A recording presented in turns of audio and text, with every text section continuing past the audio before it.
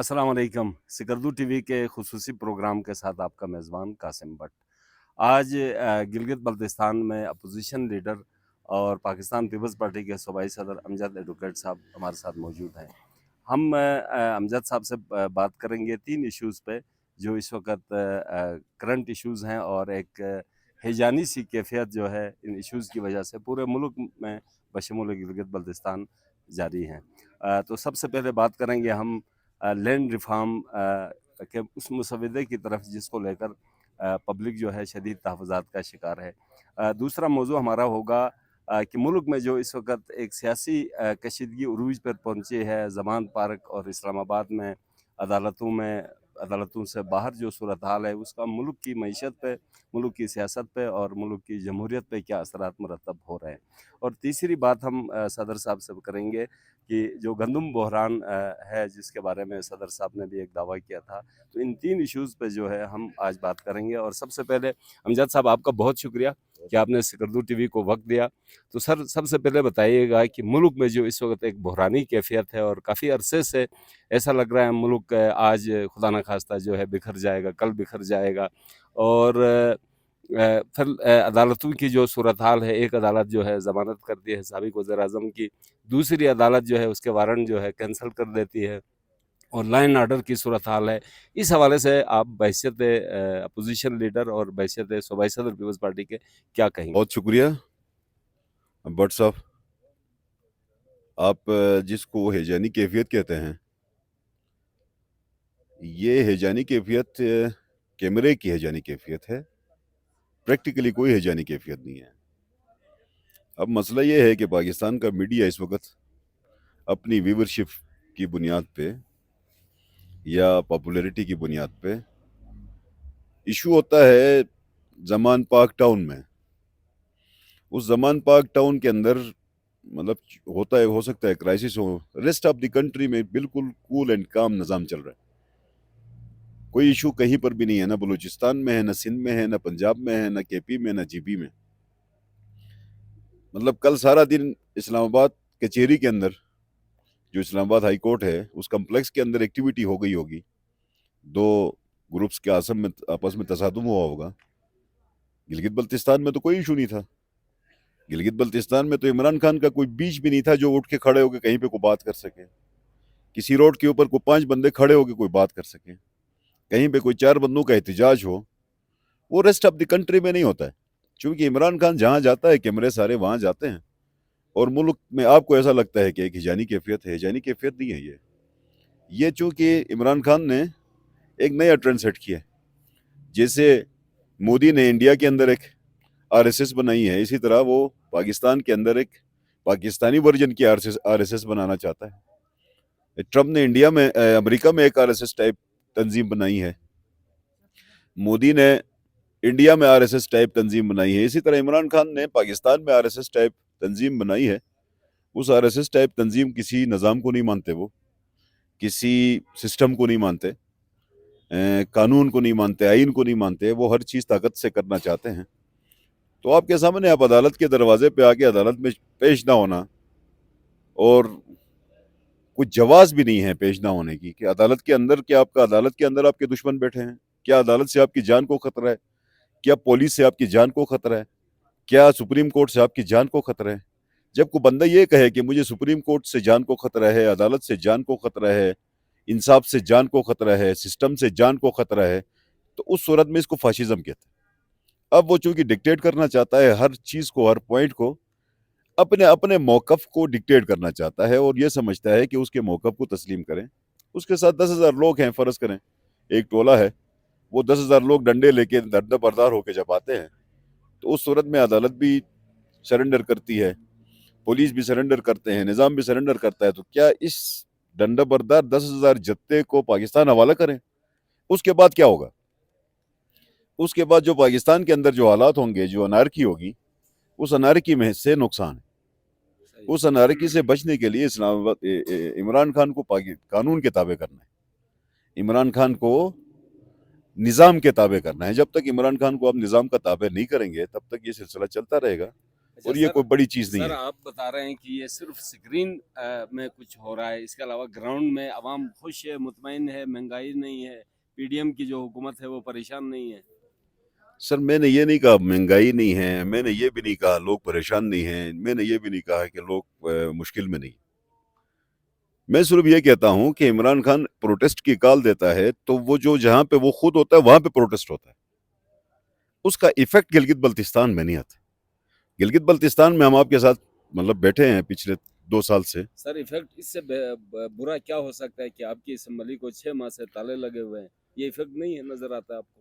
سر assembly بند ہونے کا مطلب عوام سے کیا تعلق نہیں ہے، دیکھنا چونکہ عوام سے اس لیے تعلق ہے کہ عوام کے مفاد کے، عوام رائے عامہ کے حوالے سے وہاں پہ فیصلے ہوتے ہیں. اسمبلی میں کوئی بات ہی نہیں ہو رہی، اسمبلی کا دروازہ بند ہے، ساری کیبنٹ اسلام آباد میں، لاہور میں بیٹھی ہوئی ہے، یہ ایفیکٹ نظر نہیں آتا آپ کو؟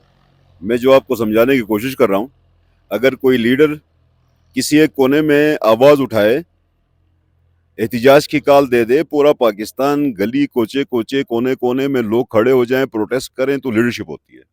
میں اس حساب سے کہتا ہوں کہ عمران خان کا جو مدعا ہوتا ہے، جو ڈیمانڈ ہوتی ہے یا اس کی کال ہوتی ہے، اس کی کال کے ایفیکٹس ریجنز میں نہیں آتے، صوبوں میں نہیں پہنچتے، بلوچستان نہیں پہنچتے، گلگت بلتستان نہیں پہنچتے، سندھ نہیں پہنچتے، کے پی نہیں پہنچتے، پنجاب نہیں پہنچتے. اسی جگہ میں ہوتا ہے جہاں عمران خان ہوتا ہے. اسی جگہ میں کیوں ہوتا ہے؟ سوال سب سے بڑا یہ ہے.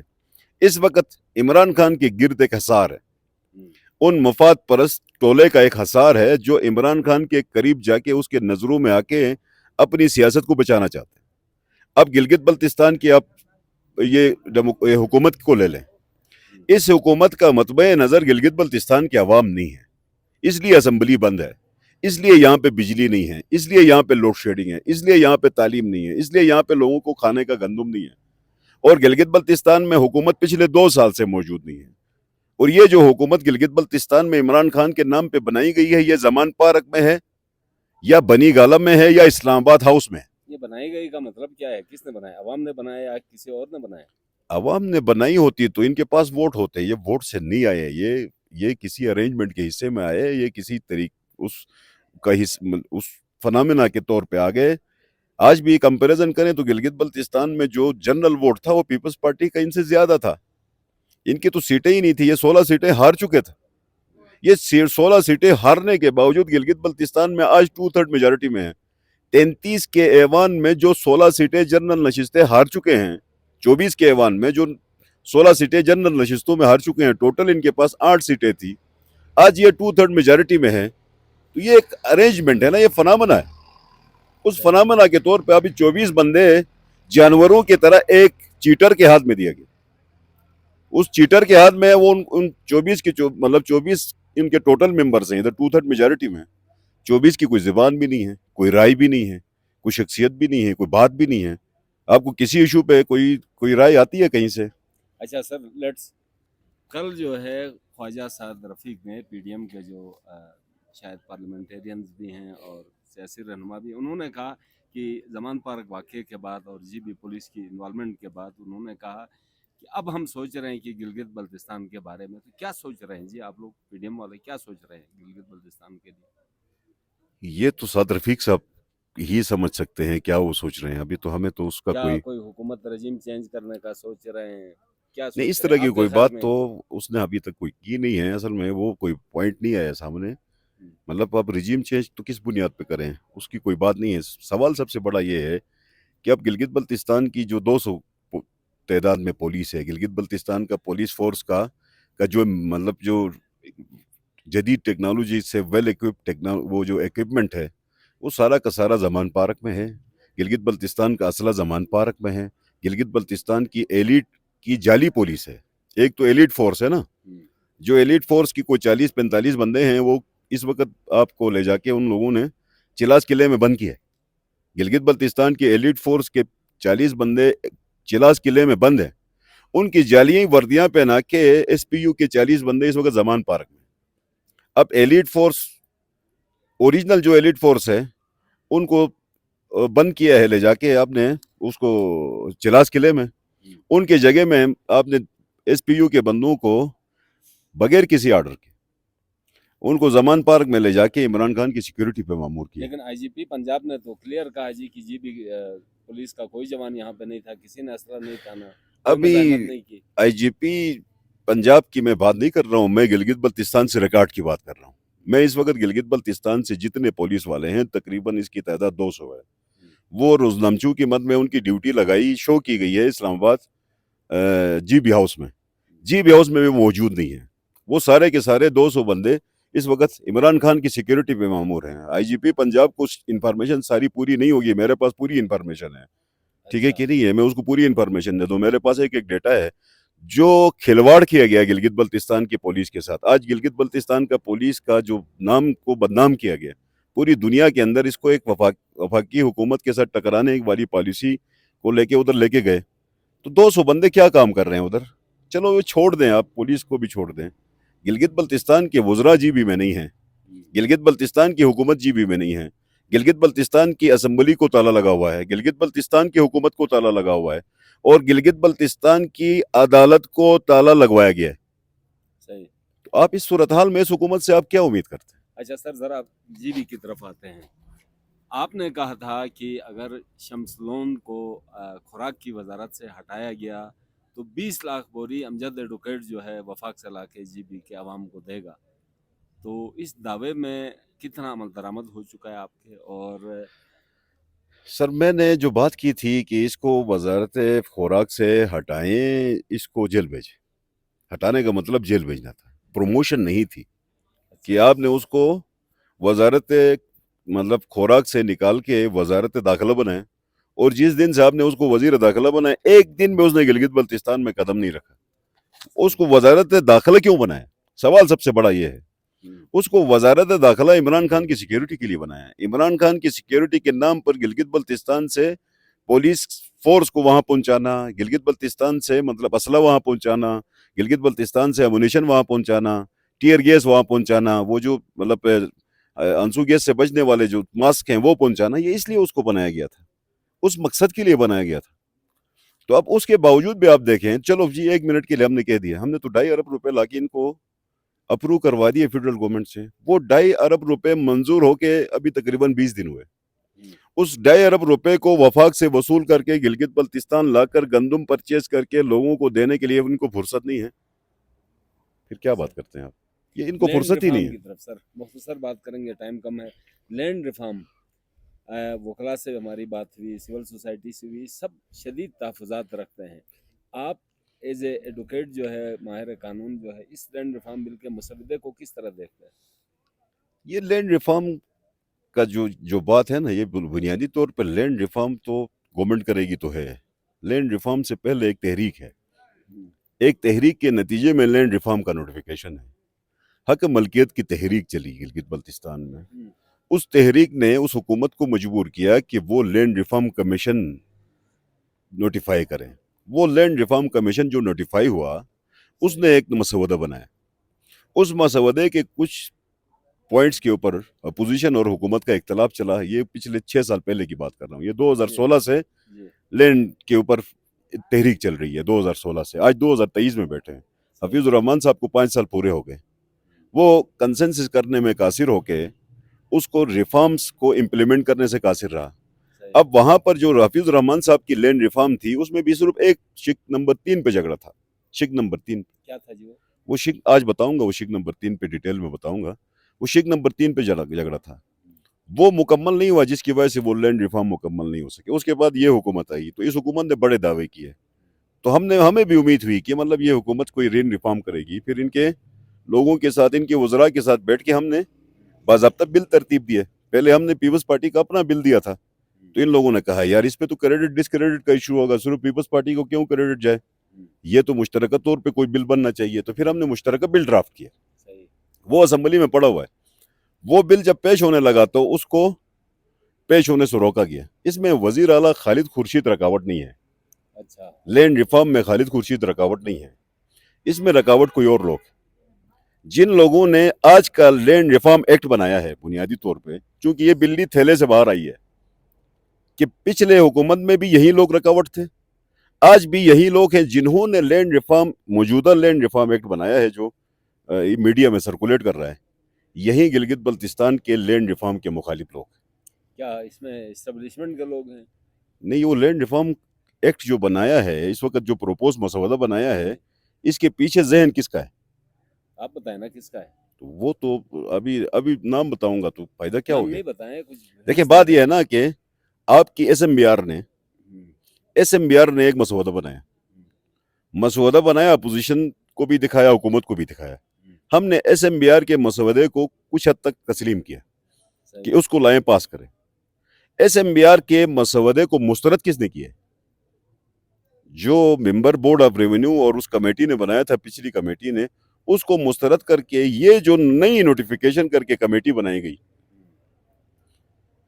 तो वो उसके अंदर पूरा एक माफिया है। गिलगित बल्तिस्तान के लैंड रिफॉर्म में फौज रकावट नहीं है, ज़हन में रखें।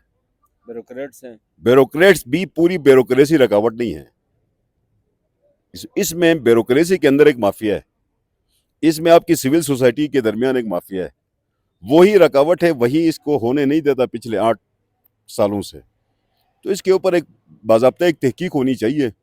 कुछ बातें मैं आज इंशाल्लाह प्रेस कॉन्फ्रेंस में डिटेल बताऊंगा, आगे जाके आपको पता चलेगा वो चेहरे कौन से हैं जो गिलगित बल्तिस्तान के लोगों के हक मलकियत के ऊपर मुख्तलिफ जरियों से गसब करना चाहते ज़ाती तौर पे इस लैंड रिफॉर्म का जो मसौदा है उनकी किन शिकों से इख्तलाफ रखते हैं? हैं। ये जो मसौदा इस वक्त जो बनाया गया है, इसका लैंड रिफॉर्म से कोई ताल्लुक नहीं है।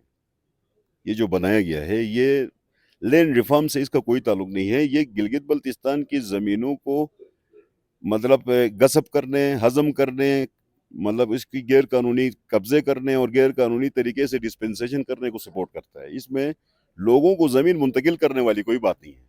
सही। ठीक है कि नहीं है? देखें, मतलब इसमें एक सबसे बड़ा सवाल ये है कि लैंड रिफॉर्म का इख्तियार किसके पास होना चाहिए, या ये लैंड्स की डिस्ट्रीब्यूशन का इख्तियार किसके पास होना चाहिए। तो अब इस वक्त, मौजूदा वक्त में लैंड की डिस्ट्रीब्यूशन का इख्तियार पिछले 70 सालों से इंतजामिया के पास है। तो अब ये बिल भी इंतजामिया को ही देता है सारा इख्तियार, तो फिर लैंड रिफॉर्म कहाँ से आ गई? इख्तियार का झगड़ा है, इसको समझने की जरूरत है। सही है। तो ये काफी सारे इश्यूज हैं इसके ऊपर, इंशाल्लाह आपको बहुत सारे चीजें आपको सामने आ जाके नजर मतलब ये आएंगी। है, ये जो मसौदा है ये ब्यूरोक्रेटिक एंगल से बनाया गया है। सर, ये ब्यूरोक्रेटिक एंगल से नहीं बनाया गया है, ब्यूरोक्रेसी भी इसमें शामिल नहीं। देखें, गिलगित बल्तिस्तान की जमीनों का तनाज़ा जो है, या जमीनों की बंदरबाट में जो कम्युनिटी मुलविस है, उसका नाम है अमले माल, और ये कानून भी अमले माल ने बनाया। अमले माल ने ही गिलगित बल्तिस्तान की जमीनों की बंदरबाट की है। अमले माल ने ही गिलगित बल्तिस्तान के लोगों के हक मलकियत पे गजब किया। और आज का कानून भी अमले माल ने ही बनाया, उनके सरबराहों ने बनाया, उनके सरगुनों ने बनाया। उनके पीछे जो जहन कार फरमा है, वो एक बहुत बड़ी फोर्स है। अच्छा, वैसे लैंड रिफॉर्म के लिए एदाद शुमार तो गवर्नमेंट के पास, आपके पास भी होने चाहिए, तो गिलगित बल्तिस्तान में कितनी ज़मीन बैरन पड़ी हुई है? गिलगित बल्तिस्तान मौजूदा वक्त में 2% पे हम आबाद हैं। पूरी गिलगित बल्तिस्तान की जो 14 लाख या 16 लाख आबादी है, ये गिलगित बल्तिस्तान की 2% के ऊपर हम आबाद हैं। जो मतलब जिसके ऊपर मकान बने हुए हैं, जो काबिल काश्त है, जिनके ऊपर कमर्शियल एक्टिविटी है, वो सारा का सारा लोड सारी देखिए 2% पे हम हैं। 26% लैंड और है जिसको लैंड रिफॉर्म के ज़रिए से लोगों की मलकियत बनाई जा सकती है। और उसके अलावा जो ज़मीनें हैं, वो मतलब काबिल काश्त हो भी नहीं सकती हैं। वो या तो मतलब गैर मुमकिन पहाड़ है, या तो ग्लेशियर है, या तो कोई और चीज़ है। सही। तो रहता है जो रिमेनिंग जो लैंड है जिसके ऊपर रिफॉर्म हो सकता है, वो 26% है। सही। अच्छा, पीपल्स पार्टी की तरफ आते हैं, लास्ट क्वेश्चन होगा। पीपल्स पार्टी की जो एक रिवायत थी मज़ाहमत की, तो गुज़श्ता कुछ अरसे से हम देख रहे हैं कि पीपल्स पार्टी जो है वो सिर्फ अखबार के हद तक या टीवी शो की हद तक, डिजिटल मीडिया की हद तक है। ग्राउंड पे पीपल्स पार्टी को कोई मुजाहरा करते हुए सूबाई असम्बली मौजूद नहीं है, सूबाई कैबिनेट मौजूद नहीं है, वफाक में जो सूरत हाल है, पीपल्स पार्टी हमें थोड़ा सा एहतियात करती हुई नज़र आ रही है। इसकी क्या वजह है? सर, मुज़ाहिमत करें तो किस बात पे करें, आप खुद बताएं, किस बात पे मुज़ाहिमत करें?